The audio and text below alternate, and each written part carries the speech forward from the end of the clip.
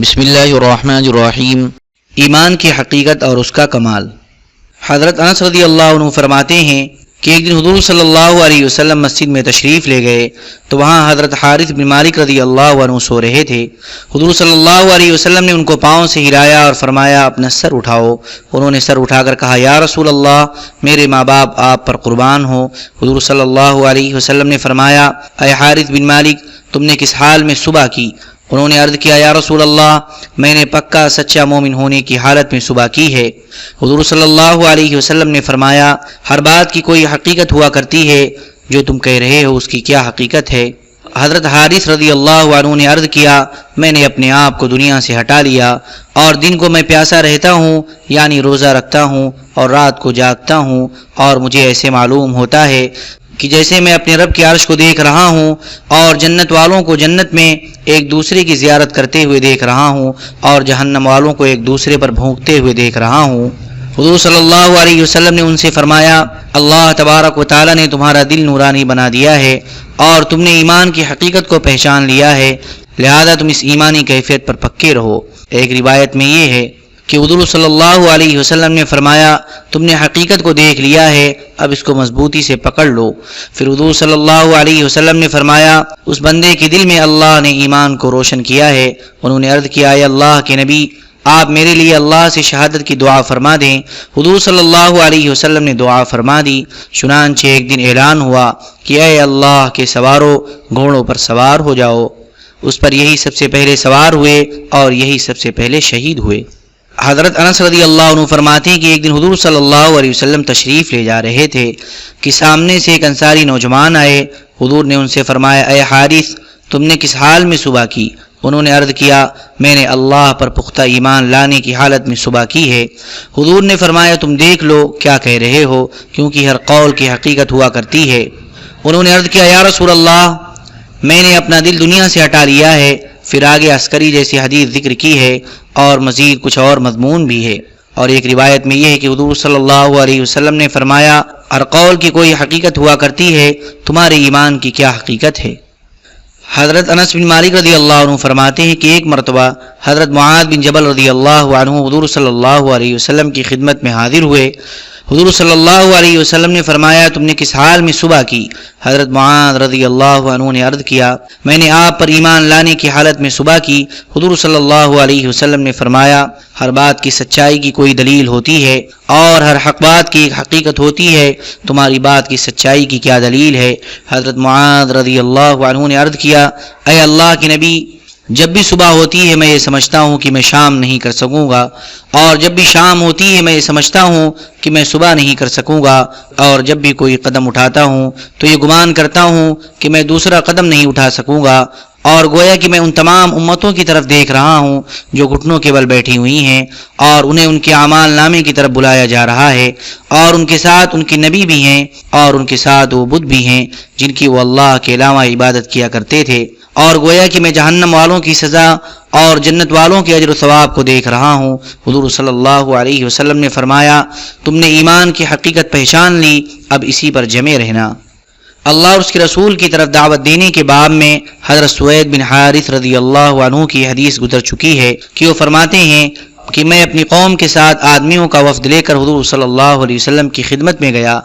جب ہم آپ کی خدمت میں حاضر ہوئے اور ہم نے آپ سے گفتگو کی تو آپ کو ہمارا انداز گفتگو اور انداز نشست و برخاست اور لباس پسند آیا۔ آپ نے فرمایا تم کون لوگ ہو؟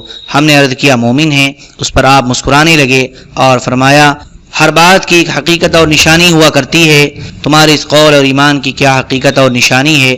حضرت سوید رضی اللہ عنہ فرماتے ہیں ہم نے عرض کیا 15 خصلتیں ہیں، ان میں سے 5 خصلتیں تو وہ ہیں جن کے بارے میں آپ کے قاصدوں نے ہمیں حکم دیا ہے ہم ان پر ایمان لائیں، اور ان میں سے 5 خصلتیں وہ ہیں جن کے بارے میں آپ کے قاصدوں نے ہمیں حکم دیا ہے کہ ہم ان پر عمل کریں، اور ان میں سے 5 خصلتیں وہ ہیں جن کو ہم نے زمان جاہلیت میں اختیار کیا تھا اور اب تک ہم ان پر قائم ہیں، لیکن اگر ان میں سے کسی کو آپ ناگوار سمجھیں تو ہم اسے چھوڑ دیں گے۔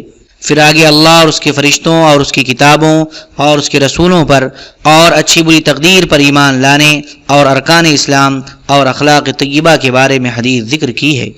حضرت ابن عمر رضی اللہ عنہما فرماتے ہیں کہ میں نبی کریم صلی اللہ علیہ وسلم کے پاس بیٹھا ہوا تھا کہ اتنے میں قبیلے بنو حارثہ کے حضرت حرملہ بن زید انصاری رضی اللہ عنہ آئے اور انہوں نے حضور صلی اللہ علیہ وسلم کے سامنے بیٹھ کر ہاتھ سے زبان کی طرف اشارہ کرتے ہوئے عرض کیا، یا رسول اللہ، ایمان یہاں پر ہے، اور سینے پر ہاتھ رکھ کر کہا، اور یہاں نفاق ہے، اور یہ دل اللہ کا ذکر بہت کم کرتا ہے۔ حضور صلی اللہ علیہ وسلم خاموش رہے۔ حضرت حرملہ رضی اللہ عنہ نے اپنی بات پھر دہرائی۔ حضور صلی اللہ علیہ وسلم نے حضرت حرملہ کی زبان کا کنارہ پکڑ کر کہا، اے اللہ، اس کی زبان کو سچ بولنے والا اور اس کے دل کو شکر کرنے والا بنا دے، اور اسے میری محبت نصیب فرما، اور جو مجھ سے محبت کرے اس کی محبت بھی اسے نصیب فرما، اور اس کے معاملے کو خیر کی طرف موڑ دے۔ حضرت حرملہ رضی اللہ عنہ نے عرض کیا، یا رسول اللہ، میرے بہت سے بھائی منافق ہیں، میں ان کا سردار تھا، کیا میں آپ کو ان کے نام نہ بتاؤں؟ حضور نے فرمایا، جو بھی ہمارے پاس اس طرح آئے گا جس طرح تم ہمارے پاس آئے، ہم اس کے لیے ایسے ہی استغفار کریں گے جیسے ہم نے تمہارے لیے کیا ہے، اور جو نفاق پر ہی ڈٹا رہے گا تو اللہ تبارک و تعالیٰ اس سے خود ہی نپٹ لیں گے۔ اللہ تبارک و تعالیٰ کی ذات و صفات پر ایمان لانا۔ حضرت عائشہ رضی اللہ عنہ فرماتی ہیں کہ حضور صلی اللہ علیہ وسلم نے ایک آدمی کو ایک لشکر کا امیر بنا کر بھیجا۔ وہ جب بھی اپنے ساتھیوں کو نماز پڑھاتا تو قل هو اللہ احد ضرور پڑھتا۔ جب وہ لوگ واپس ہوئے تو انہوں نے حضور صلی اللہ علیہ وسلم سے اس کا تذکرہ کیا۔ حضور صلی اللہ علیہ وسلم نے فرمایا، اس سے پوچھو وہ ایسا کیوں کرتا ہے۔ ان لوگوں نے اس سے پوچھا تو اس نے بتایا، چونکہ اس صورت میں رحمان کی صفات کا تذکرہ ہے، اس لیے اس کا پڑھنا مجھے بہت پسند ہے۔ حضور صلی اللہ علیہ وسلم نے فرمایا، اسے بتا دو کہ اللہ تبارک و تعالیٰ اس سے محبت کرتے ہیں۔ حضرت عبداللہ بن مسعود رضی اللہ عنہ فرماتے ہیں کہ ایک یہودی عالم نے حضور صلی اللہ علیہ وسلم کی خدمت میں حاضر ہو کر عرض کیا، یا محمد، یا کہا یا رسول اللہ۔ اللہ تبارک و تعالیٰ نے آسمانوں کو ایک انگلی پر، زمینوں کو دوسری انگلی پر رکھا، پہاڑوں، درختوں، پانی اور گیلی مٹی کو تیسری انگلی پر، اور باقی ساری مخلوق کو چوتھی انگلی پر رکھا، اور اللہ تبارک و تعالیٰ ان تمام چیزوں کو ہلا کر فرماتے ہیں کہ میں ہی بادشاہ ہوں۔ حضور صلی اللہ علیہ وسلم اس یہودی عالم کی اس بات کی تصدیق کرتے ہوئے اتنا ہنسے کہ آپ کے دندان مبارک ظاہر ہو گئے۔ پھر آپ نے یہ آیت آخر تک پڑھی، وَمَا قَدَرُ اللَّهَ حَقَّ قَدْرِهِ وَالْأَرْضُ جَمِيعًا قَبْضَتُهُ يَوْمَ الْقِيَامَةِ۔ ترجمہ، اور افسوس ہے کہ ان لوگوں نے اللہ تبارک و تعالیٰ کی کچھ عظمت نہ کی جیسی عظمت کرنا چاہیے تھی، حالانکہ اس کی وہ شان ہے کہ ساری زمین اس کی مٹھی میں ہوگی قیامت کے دن، اور تمام آسمان لپٹے ہوں گے اس کے داہنے ہاتھ میں۔ وہ پاک اور برتر ہے ان کے شرک سے۔ حضرت انس بن مالک رضی اللہ عنہ فرماتے ہیں کہ حضور صلی اللہ علیہ وسلم سے کسی نے پوچھا کہ قیامت کے دن کافروں کو کیسے منہ کے بل اٹھایا جائے گا؟ حضور نے فرمایا، جس ذات نے انہیں دنیا میں پاؤں کے بل چلایا، وہ اس بات پر بھی قادر ہے کہ اسے قیامت کے دن منہ کے بل چلائے۔ حضرت حذیفہ بن اسید رحمۃ اللہ علیہ کہتے ہیں کہ ایک مرتبہ حضرت ابو ذر رضی اللہ عنہ نے کھڑے ہو کر اپنی قوم سے کہا، اے بنو غفار، تم بات کیا کرو اور قسم نہ کھایا کرو، کیونکہ صادق و مصدوق، یعنی جو خود بھی سچ بولتے تھے اور ان سے فرشتہ بھی سچ بات آ کر کہتا تھا، یعنی حضور صلی اللہ علیہ وسلم نے مجھے یہ بتایا ہے کہ قیامت کے دن لوگوں کو 3 جماعتوں میں اٹھایا جائے گا۔ ایک جماعت تو سوار ہوگی اور یہ لوگ کھاتے پیتے اور کپڑے پہنے ہوئے ہوں گے، اور ایک جماعت پیدل بھاگ رہی ہوگی، اور ایک جماعت کو فرشتے منہ کے بل گھسیٹ کر جہنم کی آگ کے پاس جمع کر رہے ہوں گے۔ ان میں سے ایک آدمی نے پوچھا کہ 2 جماعتوں کو تو ہم نے پہچان لیا، لیکن جو لوگ پیدل بھاگ رہے ہوں گے ان کا یہ حال کیوں ہوگا؟ حضرت ابو ذر نے کہا، اللہ تبارک و تعالیٰ سواری پر آفت ڈال دیں گے اور ایک سواری بھی باقی نہ رہے گی، یہاں تک کہ ایک آدمی کے پاس ایک پسندیدہ باغ ہوگا، وہ یہ باغ دے کر پالان والی بوڑھی اونٹنی لینا چاہے گا، لیکن وہ بھی اسے نہ مل سکے گی۔ حضرت عائشہ صدیقہ رضی اللہ عنہ کے ماں جائے بھائی حضرت طفیل بن عبداللہ رضی اللہ عنہ فرماتے ہیں کہ میں نے خواب میں دیکھا کہ نصارہ کی ایک جماعت سے میری ملاقات ہوئی۔ میں نے ان سے کہا، اگر تم لوگ یہ دعویٰ نہ کرو کہ حضرت مسیح علیہ السلام اللہ کے بیٹے ہیں تو تم لوگ بہت اچھے ہو۔ انہوں نے کہا، اگر تم لوگ یہ نہ کہو کہ جیسے اللہ نے چاہا اور جیسے محمد صلی اللہ علیہ وسلم نے چاہا تو تم لوگ بھی بہت اچھے ہو۔ پھر میری یہودیوں کی ایک جماعت سے ملاقات ہوئی۔ میں نے ان سے کہا، اگر تم لوگ یہ دعویٰ نہ کرو کہ حضرت عزیر علیہ السلام اللہ کے بیٹے ہیں تو تم لوگ بہت اچھے ہو۔ انہوں نے کہا، تم لوگ بھی تو یہ کہتے ہو کہ جیسے اللہ نے چاہا اور جیسے محمد صلی اللہ علیہ وسلم نے چاہا۔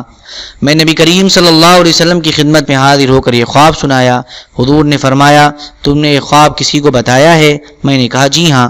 پھر حضور نے اللہ کی حمد و ثنا بیان کرنے کے بعد ارشاد فرمایا تمہارے بھائی نے وہ خواب دیکھا ہے جس کا مضمون تم تک پہنچ چکا ہے، لہذا تم لوگ یہ نہ کہا کرو بلکہ یہ کہا کرو جیسے اللہ وحدہ لا شریک لہ نے چاہا۔ حضرت حذیفہ رضی اللہ عنہ فرماتے ہیں کہ مسلمانوں میں سے ایک آدمی نے خواب میں دیکھا کہ اہل کتاب میں سے ایک آدمی اسے ملا جس نے کہا تم لوگ اگر شرک نہ کرتے اور جیسے اللہ اور محمد صلی اللہ علیہ وسلم نے چاہا نہ کہتے تو تم لوگ بہت اچھے ہوتے۔ اس آدمی نے اس خواب کا ذکر حضور صلی اللہ علیہ وسلم سے کیا۔ حضور صلی اللہ علیہ وسلم نے فرمایا آپ لوگوں کی یہ بات مجھے بھی پسند نہیں، اس لیے آئندہ آپ لوگ یوں کہا کریں جیسے اللہ نے چاہا پھر جیسے فلاں نے چاہا، یعنی اللہ تبارک و تعالیٰ اور رسول دونوں کے ایک جملہ میں اکٹھا ملا کر نہ لاؤ بلکہ الگ الگ جملوں میں لے کر آؤ۔ حضرت ابن عباس رضی اللہ عنہ فرماتے ہیں کہ ایک آدمی حاضر خدمت ہو کر حضور صلی اللہ علیہ وسلم سے کسی کام کے بارے میں بات کرنے لگا اور بات کرتے کرتے اس سے یوں کہہ دیا جیسے اللہ اور آپ چاہیں۔ حضور صلی اللہ علیہ وسلم نے فرمایا کیا تم نے مجھے اللہ کے برابر بنا دیا ہے؟ بلکہ یوں کہو جیسے اکیلا اللہ چاہے۔ حضرت اوزاعی رحمۃ اللہ علیہ کہتے ہیں کہ ایک یہودی نے آ کر حضور صلی اللہ علیہ وسلم سے مشیت کے بارے میں پوچھا کہ کس کے چاہنے سے کام ہوتا ہے؟ حضور نے فرمایا کام تو اللہ ہی کے چاہنے سے ہوتا ہے۔ اس یہودی نے کہا کہ میں کھڑا ہونا چاہتا ہوں تو کھڑا ہو جاتا ہوں، یعنی میرے چاہنے سے ہوا۔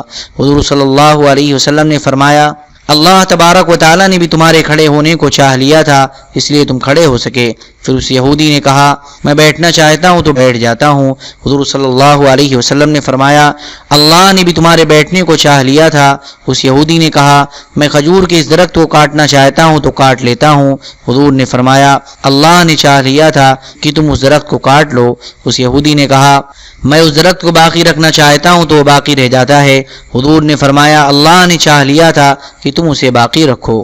حضرت اوزاعی کہتے ہیں کہ پھر حضرت جبرائیل علیہ السلام حضور صلی اللہ علیہ وسلم کے پاس آئے اور عرض کیا اللہ تبارک و تعالیٰ نے آپ کو یہ دلیل سجھائی کہ جیسے حضرت ابراہیم علیہ السلام کو سجھائی تھی، یہی مضمون لے کر قرآن کریم کی آیت نازل ہوئی ما قطعتم من لینة او ترکتموها قائمة على أصولها فبإذن الله وليخزي الفاسقين۔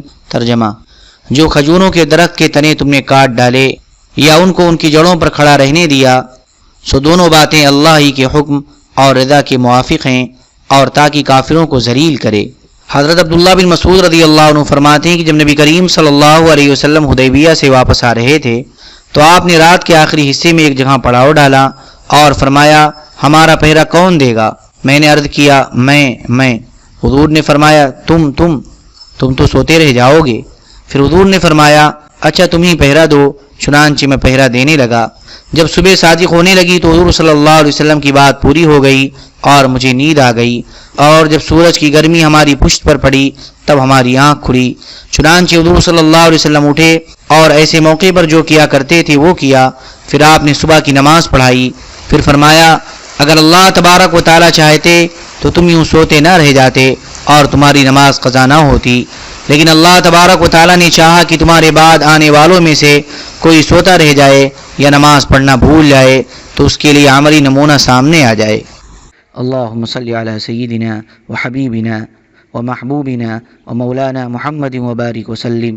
سبحان ربک رب العزة عما یصفون وسلام علی المرسلین والحمد للہ رب العالمین۔